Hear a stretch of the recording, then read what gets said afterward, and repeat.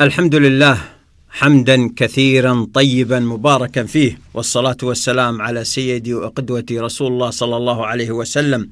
أحباب الكرام، ما نزال معكم نتواصل بالحوار مع أستاذنا الفاضل أستاذ مبارك المطوع، والحديث تشعب إلى مواضيع كثيرة في هذا الشهر المبارك، وأخذ بنا إلى أساس ومقومات عملية الإصلاح، وتكلمنا عن النية، وتشعب فيها أستاذنا الفاضل إلى كثير من المفاهيم الجميلة التي نحتاجها في حياتنا اليومية لإصلاح هذا المجتمع والنهوض به إلى ما هو أحسن. أبو عبد الله، أكيد اليوم عندك الجديد بإذن الله والمفيد، فتفضل.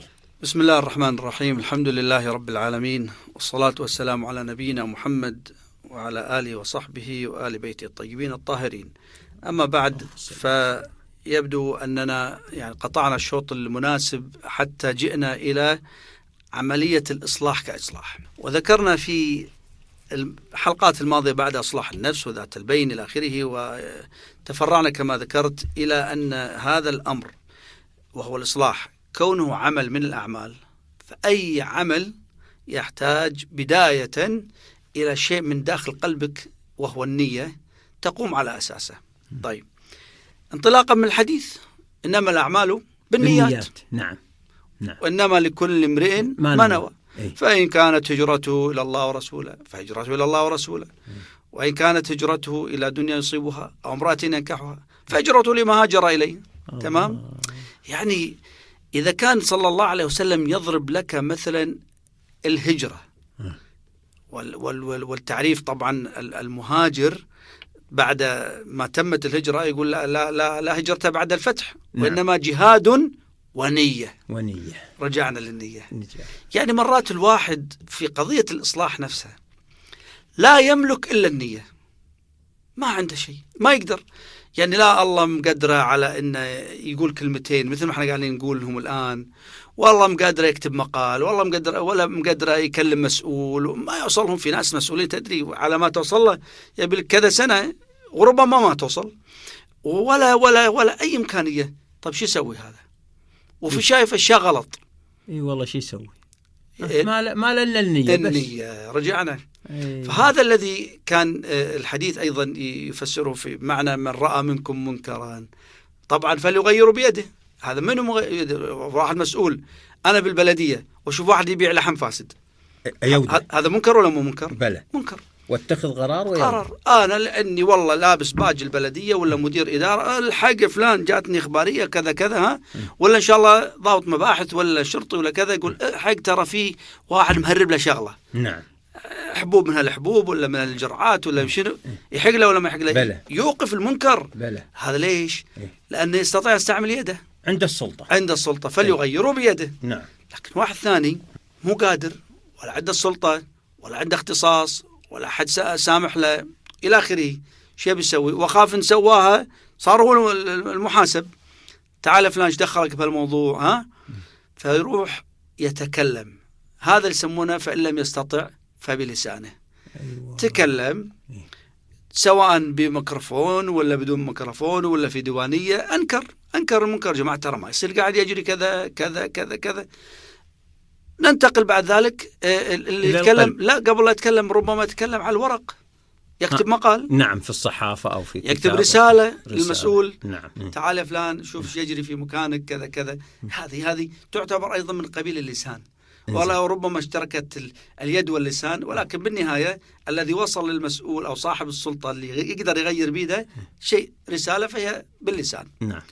لكن هذا واحد ثاني لا قادر على هذا ولا ذاك، وشاف عينه ورأى، فما أمامه إلا أن يغيره بقلبه. وهذا العامة الكثرة اللي ما بيده شيء فعلا. وللأسف ربما النظم الحديثة كفت أيدي العامة مثل ما قلت، أو غلت أيدي العامة، بمعنى أنهم يعني ما عاد لهم الصلاحية.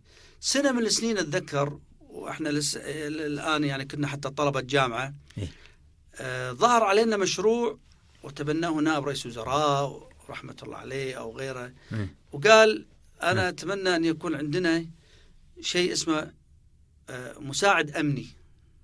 أتذكر في السبعينات الكلام. طيب. وأطلق شعار أن كل مواطن خفير. صح، ذكرها؟ إيه الحين ذكر لما قلت لك المواطن خفير تذكرت. إيه؟ يعني وطبعا هذا في ظل المبادئ اللي نشأنا عليها، أن تكون بلدنا أسرة واحدة. وكلمة أسرة واحدة معناتها أنت ما تشوف شيء بأسرتك وتسكت، أكيد، تقول والله هذا مش اللي فيه. ثم ما لبثت بعد فترة إلا تراخت هذه المفاهيم، بل تكاد تكون زالت أو إلى زوال. وما عدنا يعني نعتد فيها، وتوسع المجتمع وتشعب. واللي ذاك الأيام اللي كان عمره يمكن 2 و3 الحين عمره 34 و35. هذا الحكي في السبعينات. يعني ريال بيدخل على 40 بعد شوي بيدخل كهل يصير. يعني هذا الزمن قاعد يمر، والناس بدل ما تستطيع أن تصحح من أوضاعها انطلاقا من هالمفاهيم اللي قلنا قبل شوي، أن تكون لديها النية، ثم النية تتآزر فيها المجموعة فتتحول إلى عمل. هنا تستطيع أن تقول أن المجتمع يساهم في الإصلاح. يا سلام، بس هني هالنقطة هذه إذا قدرت تتضافر النية، تضافرت الجهود مع الجهود. يعني أنت اللي في قرارة نفسك صار مع جارك واللي وراه وأهل الديوانية واللي يمه وغيره، صارت مجموعة. أكيد. زين، لما تروحون مجموعة كلكم توقفون قدام باب نائب من النواب ولا وزير من الوزراء وتطقون عليه، يقول يا فلان جايين نتقهوى عندك. يا هلا. وشافكم هالمجموعة كلها وكلكم على رأي واحد، راح يحترمكم ويقدركم. أكيد. أكيد. لكن لو راح لواحد طق الباب عليه قال يا فلان شفت كذا كذا، قال إن شاء الله خير، إن شاء الله خير، إن شاء الله والله إن شاء الله ولا يهمك بإذن الله، نبحث الأمر، نشوف الموضوع وباكر يمكن تذكر يوصي ولا ما وصى، لأنه واحد راح له. أيوة. ولو تذكر وصل المدير والوكيل والساعد قال المدير، والمدير الله أعلم بعده وراحت والتهى بأمور أخرى، لأنه واحد. لكن القرار الجماعي الكل، فكلهم صاروا على كما يقول المثل على قلب رجل واحد. يعني بنية واحدة.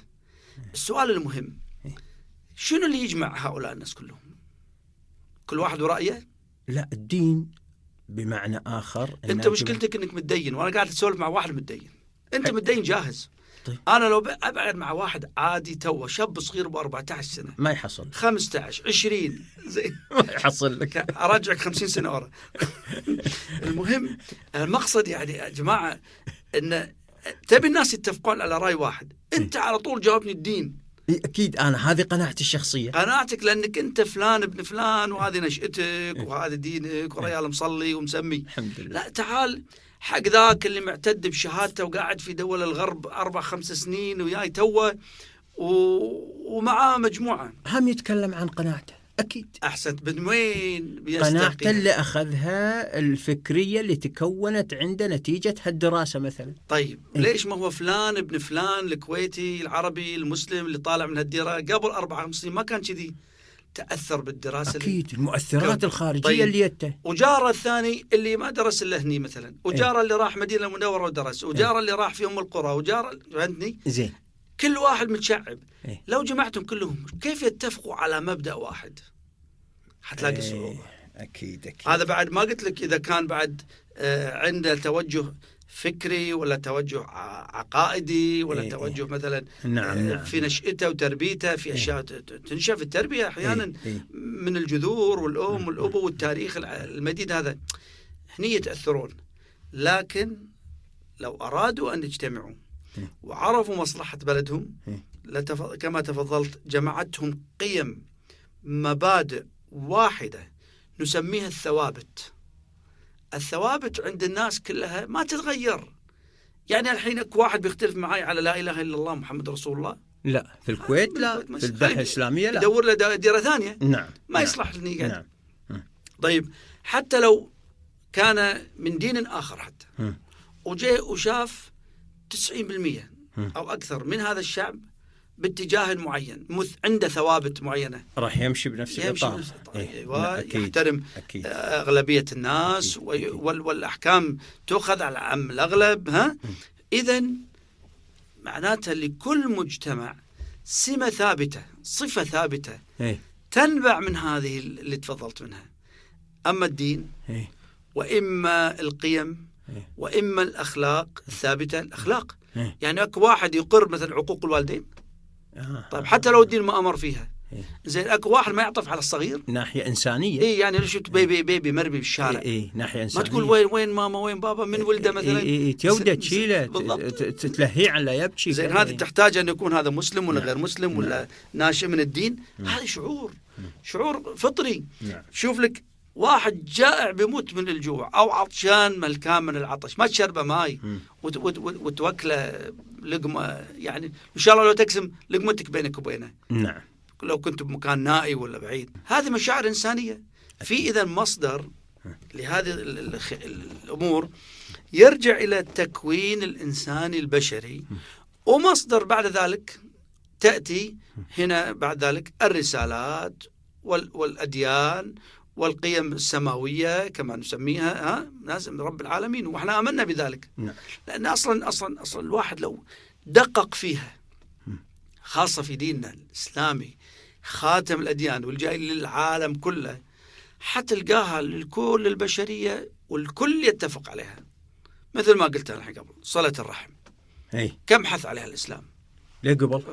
إذن يعني أنا محتاج، يعني للأسف لأن لو تروح عند الغربيين تلقى عييز يعني أكل الدهر عليها وشرب، عايشة مع كلبها وتحبها أكثر من شو اسمه، وفي قصص كثيرة. نعم. عارف لأن هذه قيمهم، هذا مجتمعهم. هذا حتى يذكر واحدة أظن في باريس ولا دول العواصم، جارتها أسلمت، وفي الشهر الفضيل وإحنا نتكلم في رمضان، طبخت مريقة وكذا، فقالت لازم أبر جيراني كما علمها الإسلام.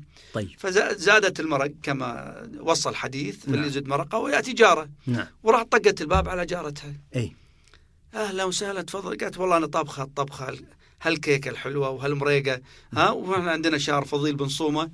قالت يا من وين وأنت كنتي؟ قالت أنا أسلمت، وهذا دين الإسلام كذي يحثني يأمرني. قالت لا إله إلا الله. أنا تقول لها بنتي أنا في الطابق الرابع وهي فوقي في السابع، صار لي 4-5 سنين ما شفتها. مثل ماكو صلة رحم، ما طلت علي. وانت الحين تقول بس دخلتها الإسلام، حثت تقول لها وعلمتها عاد من وين سمعت النبي صلى الله عليه وسلم قال فمن طبخ طبخة أو من عمل مرقة فليزد ماء، ايش يضرك؟ وتقسم شوي وتعطي جارك. ما كان سبب في هدايتها والإسلام.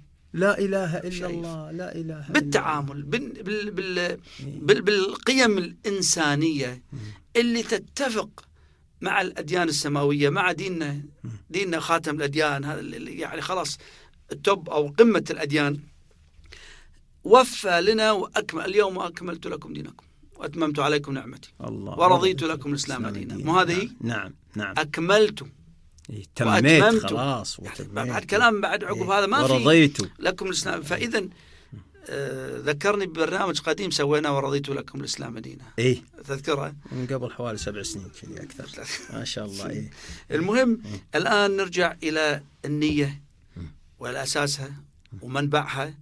إذا منبعها هذه النفسية اللي تكلمنا عنها الإنسانية، ممكن تتفق وممكن تأخذ وتستمد نية الإصلاح. ما دمنا نتكلم عن الإصلاح لابد أن تبدأ بنية ثابتة محددة تنطلق من هذه القيم، قيم الناس المتفق عليها. طيب البعض الآن يسمعك يقول هذه الطرق إذا تبي تثبتها، إذا معنى هذا الأستاذ مبارك المطوع ينادي بأن تنمى هذه القيم مع الأطفال، حتى لو راح إلى دول أخرى ودرس هناك ما يتأثر بالمؤثرات الخارجية. بالضبط. هل تسعى إلى ذلك؟ وكيف يطبق هذا الأمر؟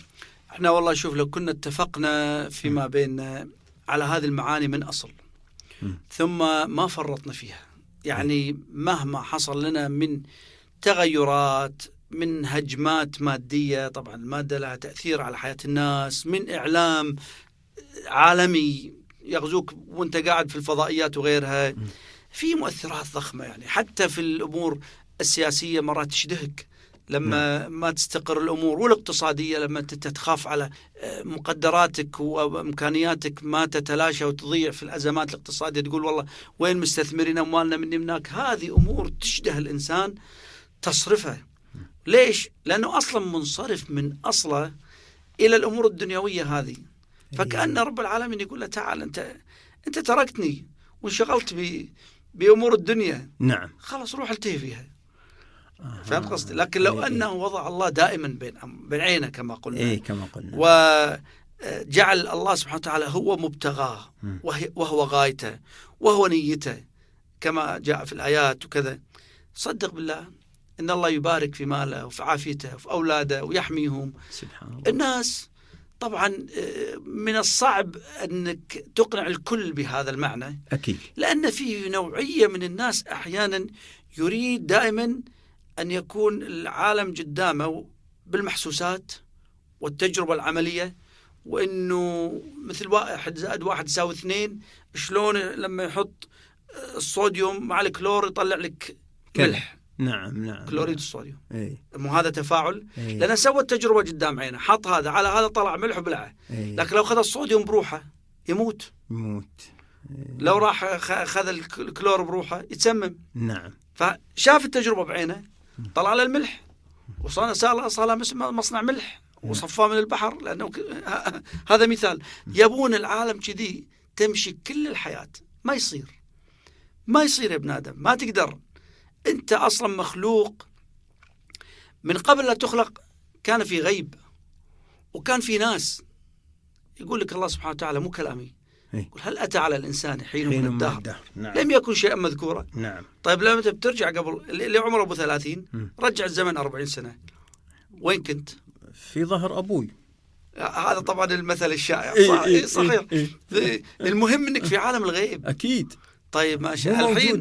الحين لما عاد رب العالمين سواك، إنا خلقنا الإنسان من نطفة أمشاج من يعني نبتلي. كنت نطفة. يعني حتى قبل لا تصير آدمي ولك حركة ولك دور ولك إمكانيات، أمشاج نبتليه بالحياة. أنت مستانس يعني بحياته وإمكانياتها وكذا، وطالع وداخل ماكل وشارب ومعالج نفسه وحاله. نعم. إنزين، أنت ما سألت نفسك أنت لم تكن شيء مذكورا؟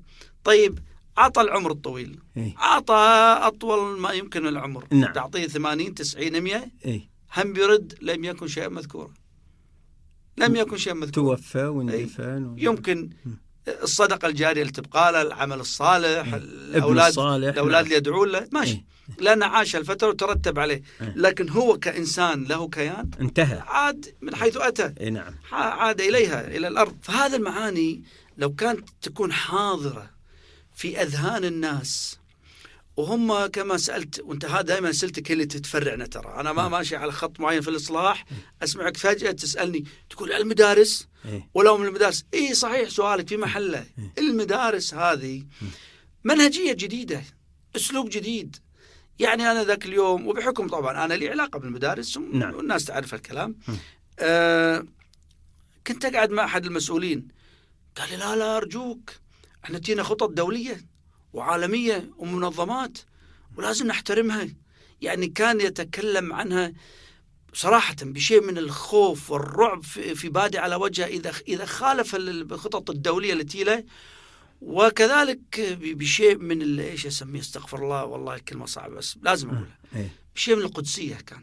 يعني معطيها قيمة أكبر من لازم. في حين احنا جماعة لما درسنا برا وجاتنا الخطط على ما قال مني ومنك، لازم أنا أعدل عليها حسب مبدئي وديني ومجتمعي وأعرافي. ليش يقولون الأعراف والتقاليد؟ الشيء هذا مو مني. أيضا في كتاب في الدستور نفسه، الدستور اللي هو الكتاب الآن المنظم للحياة، الدستور اللي هو النظام الأساسي، ما هو مادة رسمية في القانون 49 يقول لك أن احترام النظام العام والآداب واجب وأوجبه وجوبا يعني على جميع منه.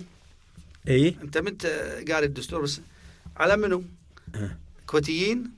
لا، على الجميع اللي موجودين في الوطن، على جميع. أكيد. قال سكان الكويت. تخيل. صحيح، سكان سواء كويتي أو غير كويتي. كل من سكن أقول لك حتى لو بفيزا. نعم. الترانزيت. الترانزيت يعني أيضا أنا كل يوم وأنا جاي بدرب الجنوب من الشاليهات وكذا، شوف طابور طويل من الشاحنات، نعم. سيارات الشرطة تحاوطهم تأخذهم إلى الشمال وتعبر البلد في خلال 2-3 خالصين. نعم. طيب هذا لو دخل ممنوعات الجمارك يودونه، ولو مسك فيها أثناءها، أو لو أخذ من واحد شغلة في الدرب وطلعها بدون إذن، يحاكم عليه. شفت شلون؟ طبعا. عن الغلط وعن العبث وعن اللعب، إذن أنت في أمان وحتكون في أمان. أما إذا بتمشي وراء هواك فلا حول ولا قوة إلا بالله. عزيزي المستمع، جميل هذا المنطق، أنه مهما على شأنك أيها الإنسان لا بد لك من شيء تعود إليه وتنطلق من خلاله، ونحن المسلمين ليس لنا إلا كتاب الله وسنة رسوله. نسأل الله العلي العظيم في هذه الأيام المباركة أن يهدي الجميع لما فيه الخير، وأن يتقبل منا ومنكم صالح الأعمال. وإلى أن نلقاكم غدا، دمتم في حفظ الله ورعايته، والسلام عليكم ورحمة الله وبركاته.